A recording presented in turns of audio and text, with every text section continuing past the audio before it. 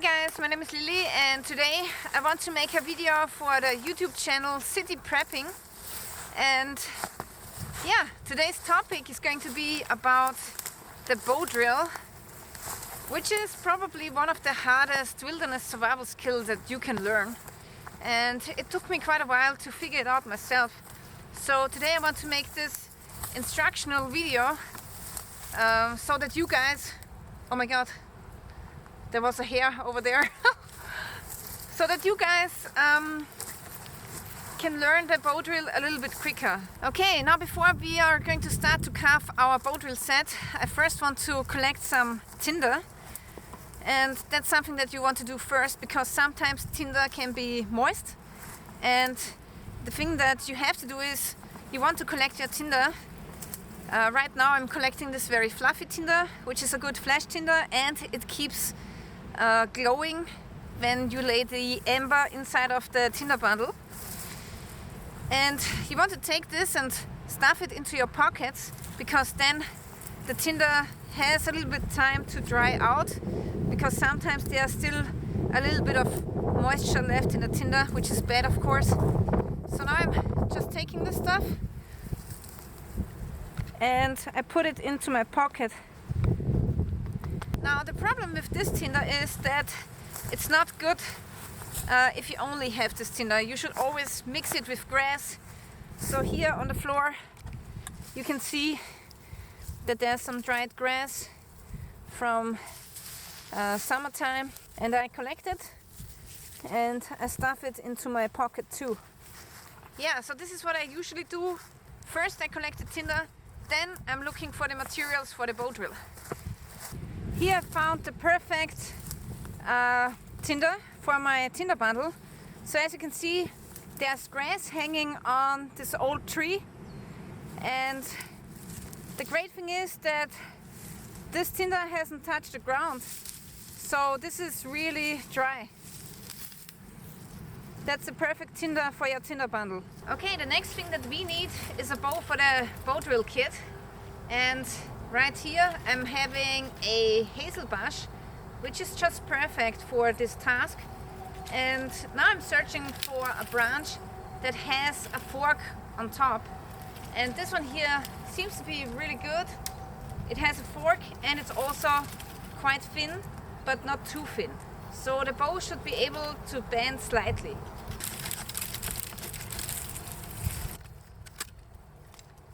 And also you want to remove any side branches, because they could poke you into your hand. So here we have our bow. Okay, so the next task is to find the appropriate wood for the bow drill kit. And this shrub here, or bush, is a poplar bush. And poplar is really, really soft. And for the bow drill, you really want to find soft wood, like for example willow, poplar, yucca stems, even spruce is working. But the problem with spruce is that it very often has a high content of moisture. So spruce needs to be a little bit dried out, but sometimes it's still working. So my favorite wood is definitely poplar, because it's so soft, and the softer the wood is, the easier you will have it for bow drilling. Okay, so now I'm just searching these bushes for dead standing wood. So you don't want to make the bow drill kit out of green wood. It needs to be dead wood, because then when it's raining, the rain will not stay on the wood for very long. I've just found this dead branch. So when the bark is coming off like that, then you know that it's dead. So this one looks really good, and now I just want to cut off a couple of sections for the fireboard and for the spindle.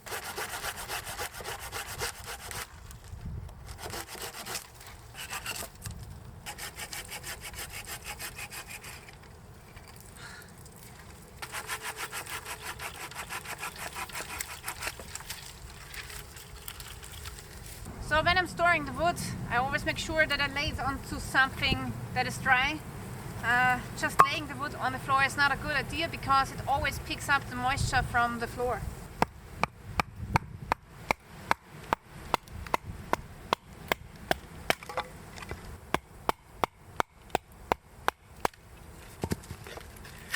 here the fireboard is a little bit thin, but it still might work for the bow drill. But still, I think I'm going to make a thicker fireboard from this piece.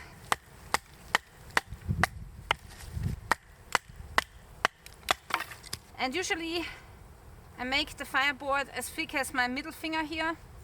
So it doesn't have to be ultra thick. Some people make it thicker, that's okay. So that's it for the board. Now we want to put on the spindle.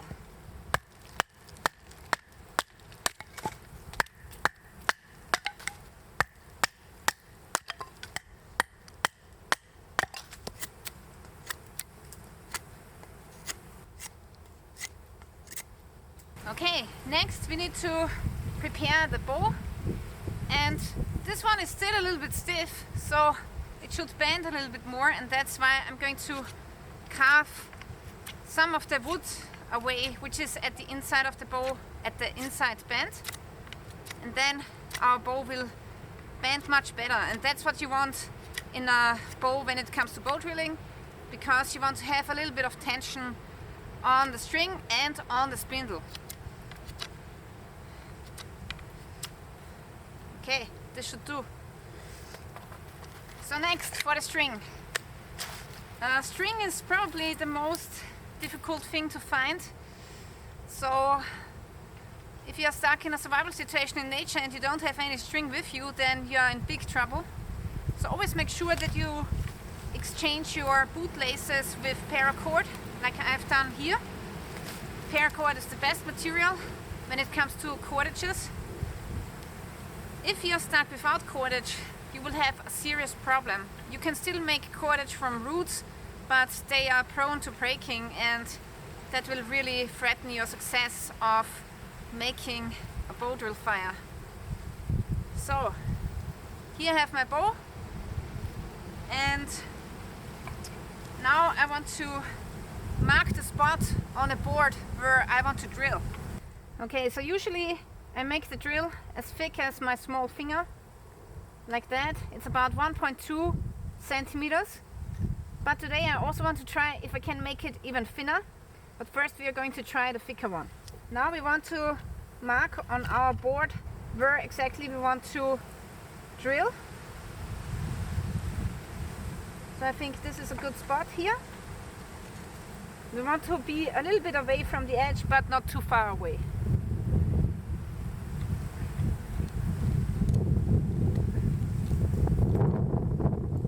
Okay, there's one more important part of the bow drill kit.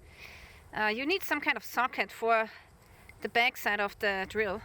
And I've drilled a hole into my handle of my knife. Yeah, so this is almost perfect. Also, what I have found out is that on my knife you can drill besides the screw. And I've done that a couple of times. So in an emergency situation, with some knives you can drill on the screw or besides the screw, and it will work as well. But yeah, drilling on the surface is a little bit difficult, so I will rather drill inside of this bigger hole, because then you have less risk of the spindle falling out. So this is where we are going to drill, and it's really important that this has as less friction as possible.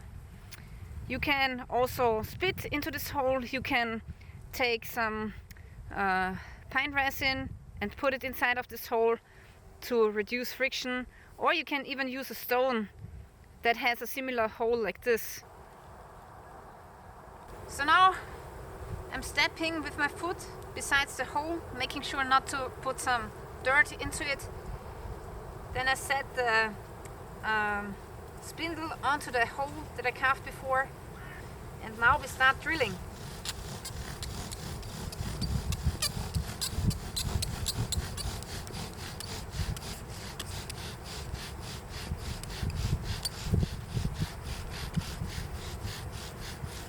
As you can see, we already get some smoke. That's a good sign.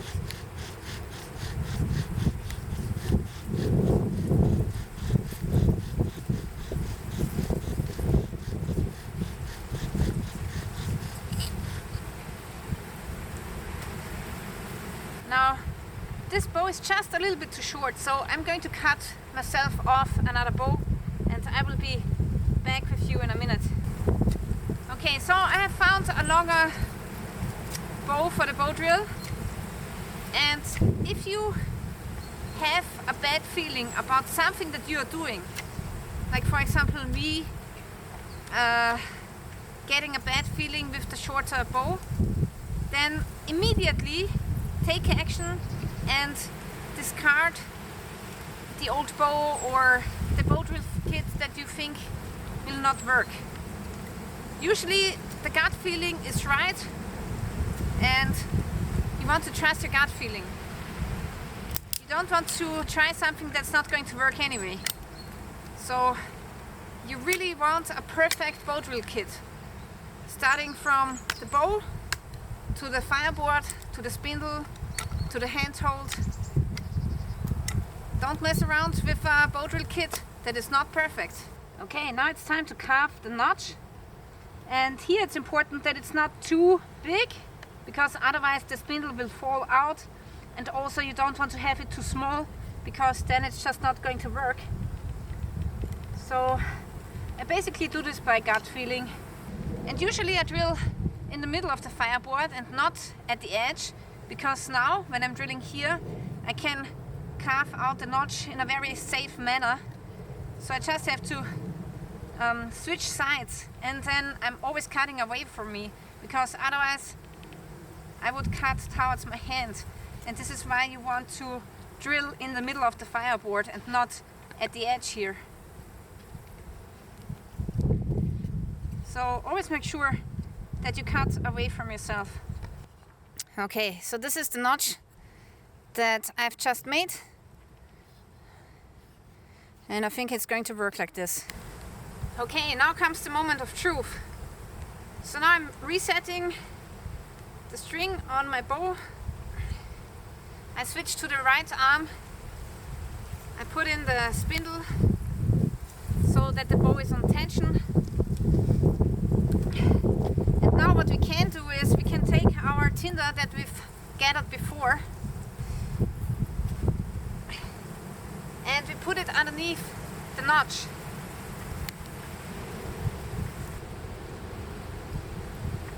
Now make sure that the fireboard is firmly on the floor and doesn't rock back and forth. And also, if you notice, my hand is stabilized by my shin of the left leg, and also I'm stabilizing my knife with my right knee. Okay, let's go.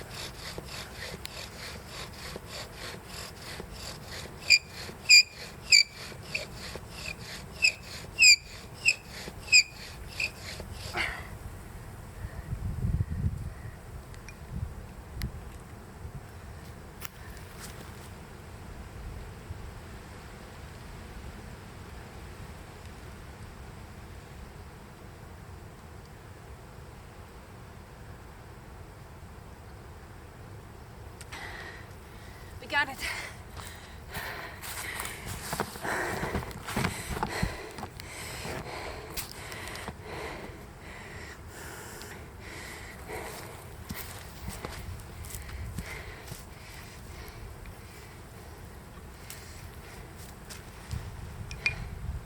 Okay, we have this small anvil right here.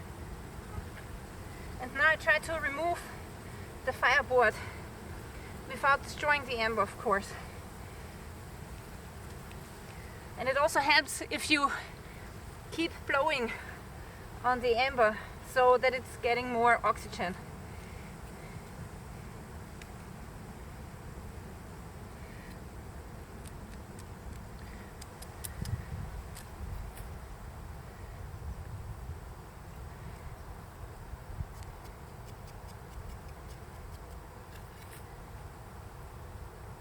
Now we want to take our grass bundle, and I'm slowly forming it into a bird's nest.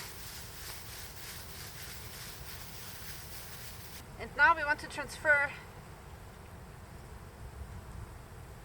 the amber into the bird's nest, like that.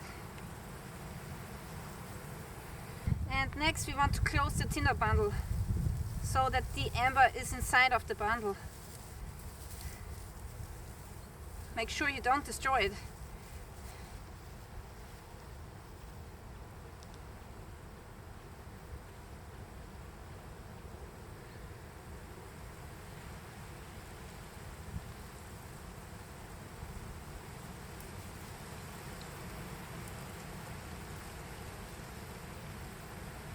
There we go, we have fire. Woo!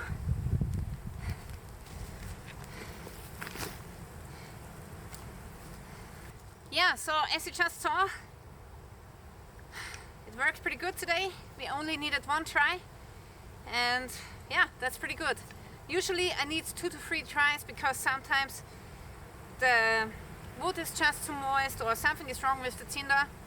But if you have a perfect bow drill kit, you can do it with 1 try only.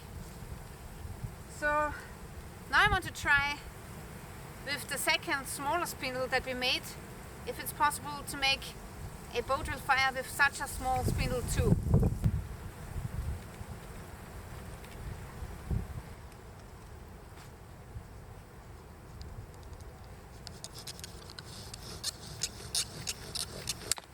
Oh gosh, it broke. Oh my god, it broke. So this spindle was too thin. Okay, so making a spindle this thin is not possible with the bow drill. There's too much tension on the string and it will break the drill. So the smallest that I would make it is this size. And that's pretty much the size of my small finger. Okay guys, so this was the lesson for today. I hope that everybody could learn something from this video. So thank you for watching, and also I want to thank Chris for having me on his channel. Stay tuned till next time.